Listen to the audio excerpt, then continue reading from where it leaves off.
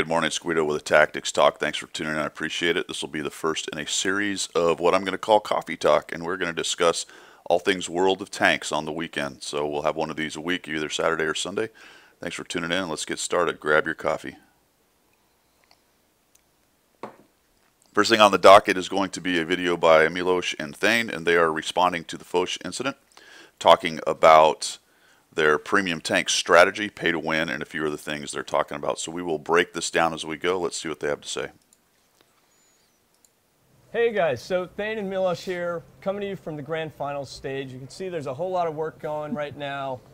Everybody's cranking to get the Grand Finals ready, but we know there's been some real concerns that have come up in the community recently around our premium tank strategy, and we wanted to take a minute to address that. Now, the Balance team right now, back at the home office, is working really hard on a very detailed version of a strategy that we'll be able to share with you in the next several weeks when it's ready.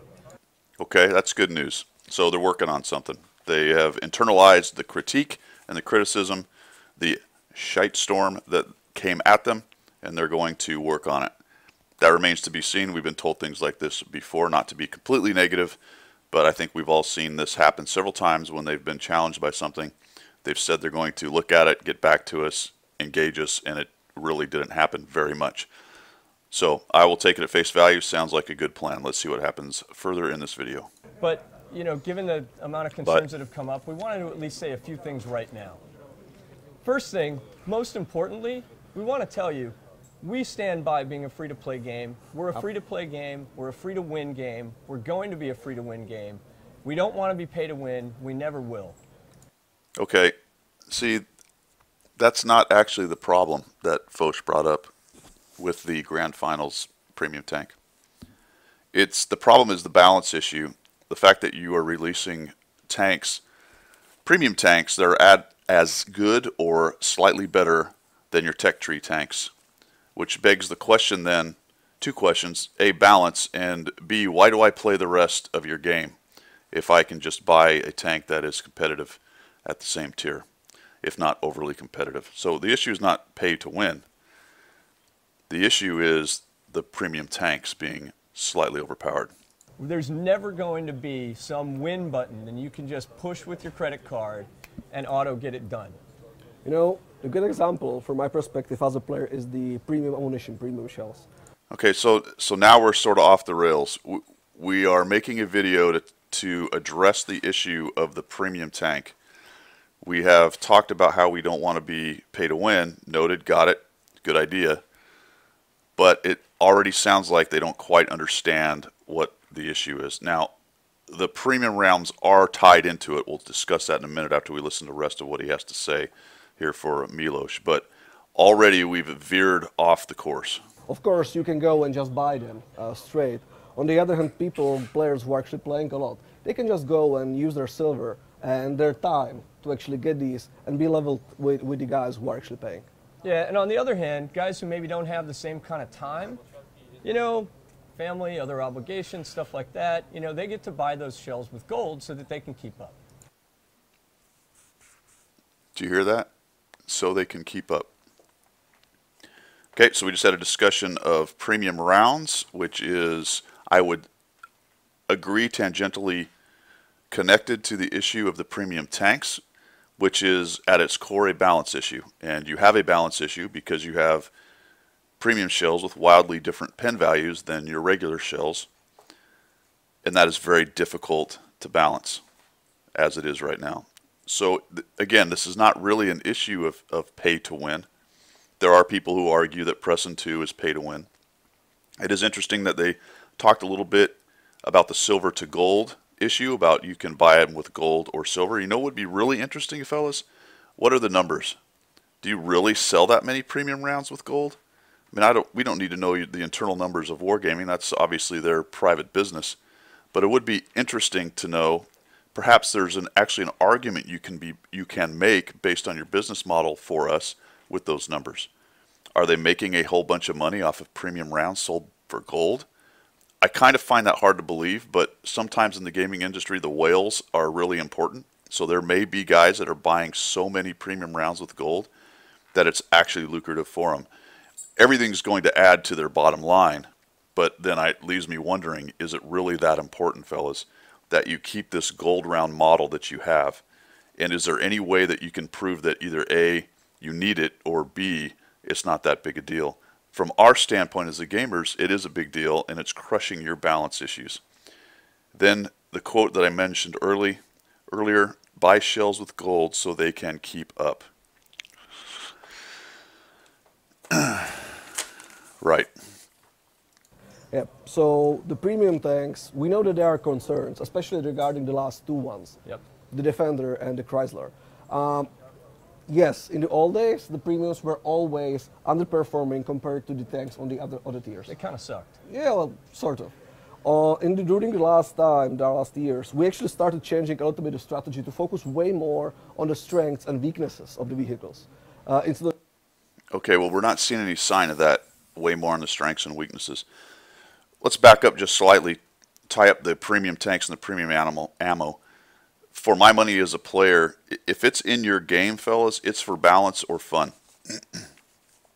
If you can monetize balance or fun, go for it. That's the way you do it. Balance or fun. Keeping up, pay to win, that's all the stuff that gamers in general hate. If you're going to be a pay to win game, and there are plenty out there, and some of them are unapologetic, then quit acting like you're not. Now, I'm not saying you guys are. I love this game. I don't think personally it's pay to win. But there are balance issues. This is the problem. This is what Foch was bringing up. It's the balance issues. So they said premiums used to be underpowered, quote unquote, they sucked. I don't think so. They had a purpose. See, there was a balance purpose there. They made more credits and made more experience for your crews. And they were competitive enough that that was the balance. You got more of something for a little less of something else. And if you were a mediocre to good player, you could actually make those tanks perform. That doesn't mean none of them needed a little bit of balance along the way based on other things that are going on in the game, other tanks that are introduced. Obviously, you're always going to be working on that kind of thing. But I don't believe, quote unquote, they sucked or they were underpowered was a great argument to make new premium tanks that are slightly better than tech tree tanks. That just doesn't follow for me. I don't understand that. actually going with the premium matchmaking or just making them suck. Of course, the performance varies map by map. You know, Chrysler on, let's say, Himmelsdorf, wow, you are going to have a fun time. On the other hand, Prokhorovka, Malinovka, not the best place to be, actually. And look, All right, Milos, not even the point. Not even the point. The point is not that you have a tank which can be good on one map or bad on another map. It's that it's imbalanced overall. In addition, I will have one word, funnels. You probably gave maybe the only two maps where it actually has a disadvantage overall. Again, it's about balance. It's not that it's better on one map or another necessarily. It's the fact that the imbalance actually exists with the tank. in the meanwhile, remember, player skill is still always going to be the most important factor in this. Look, you get me, let's just say a not-so-great player in a Defender, and Milos here. Well, you know, against you, I could probably go with TVP VTU, the Tier 8 Czech tank. Yeah, it's not the best one, as you probably know, but I think I can actually manage somewhat if you don't hit the ammo rack by the first shot. Yeah, if I get lucky a few times. But, you know, chances are it's not going to go in my favor. Exactly. Okay, so so now we're discussing that the implication here is that somehow the Defender is okay because Milos can beat Thane in his Skoda against the Defender, which I doubt. And it depends, and what's the scenario? All those things are tied in there. I do not see how that is supporting their argument. And to be fair, the stats from the test servers and from the real game, they're actually showing that this is exactly how it's going. Yeah, they are performing well, but they are definitely not overperforming the other tanks on this tier.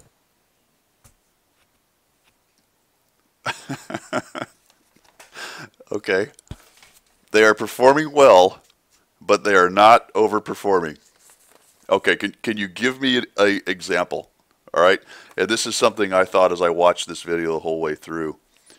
It's a 3-minute video. It's meant to just give us a taste of what's going on, just to kind of address. I get it, I really do. But if you had a PR department or somebody who knew what they were doing, you would delve into some numbers and you would give some kind of evidence. You don't have to lay out the whole case. You don't have to try this in court. That's not my point at all. But you could throw a couple numbers out and say, hey, this number to this number, this tank to that tank. I don't know. But you just said they are performing well, but they're not overperforming. All right, well, is there a bar at which you consider them overperforming? I mean, is it 5% more than the average? Is it 2% more than average? Is it 10% more than average? If you look at the numbers, we all see they're doing very well. We would consider as players that's overperforming. What do you consider it? Why would you say something like they are performing well but not overperforming? If well is over the mean or the average, is that not overperforming? What's your definition of that? I don't get it, man. Yeah.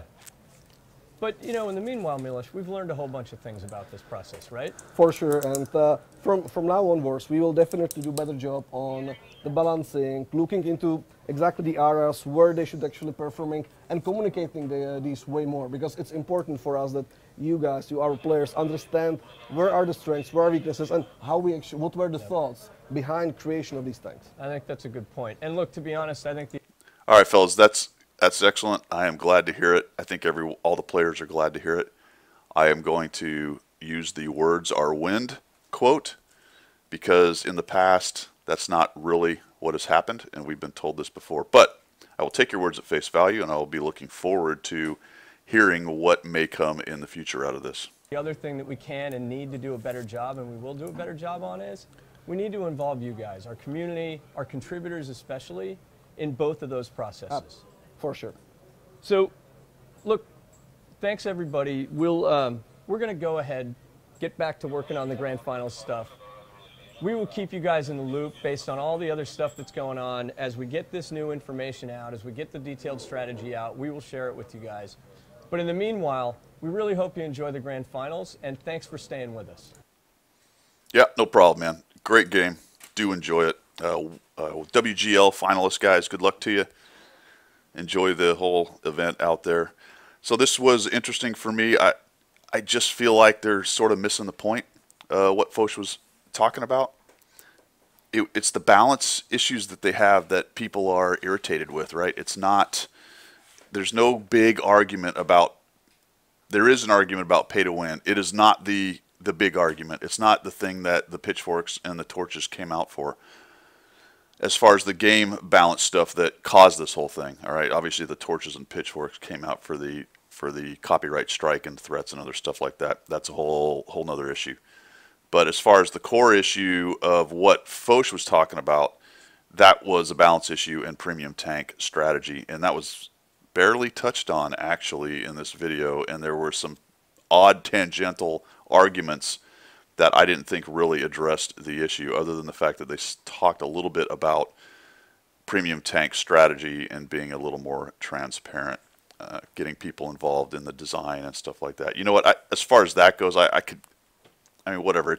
You're designing it, right?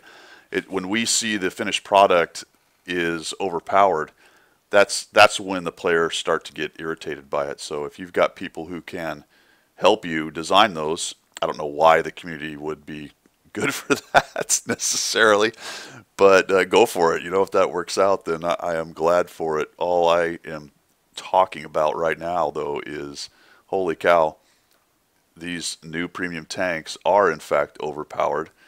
And if they are overperforming, then I would say that is probably part of the definition, unless your definition of overpowered is a much higher bar than mine is. So there's coffee talk for the first event. Hope you guys like what you saw. If you did, make sure that you follow, favorite, whatever version is required for whatever social media you're seeing this thing in, and we will see it.